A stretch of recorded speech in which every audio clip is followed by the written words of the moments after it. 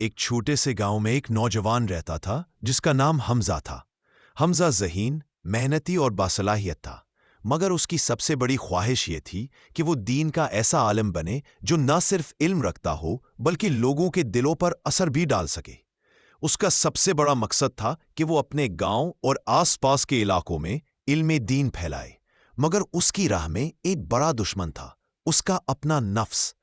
حمزہ کا نفس اسے کہتا، باقیوں کی طرح آرام سے زندگی گزارو، تم اتنی تنگی کیوں مول لیتے ہو؟ لیکن اس کے دل میں چھپی روشنی اسے ہر بار جگاتی، بلند مقصد پانے کے لیے بلند حوصلہ چاہیے، اور نفس کے خلاف جنگ ضروری ہے۔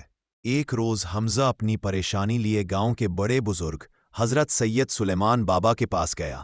بابا جی ایک پارسا اور دانا شخصیت تھے۔ حمزہ نے آہ بھری اور کہا، بابا جی، میرا دل بڑے مقصد کی طرف چاہتا ہے، لیکن نفس کی کمزوریوں نے مجھے روک رکھا ہے، کیسے آگے بڑھوں؟ سید سلیمان بابا نے سکون سے مسکرا کر فرمایا، بیٹے، بلند مقاصد وہی لوگ پاتے ہیں جو اپنے نفس کی اصلاح کرتے ہیں اور اس کے خلاف جہاد کرتے ہیں۔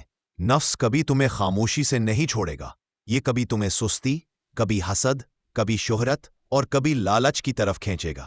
ان سب پر قابو پانا تمہارا جہاد ہے۔ اس دن سے حمزہ کا سفر شروع ہوا۔ اب وہ نماز کے لیے جلدی اٹھتا، قرآن اور حدیث کو دل سے پڑھتا، لوگوں کی خدمت کو اپنا فخر سمجھتا اور اپنے نفس کی ہر فریب سے باخبر رہتا۔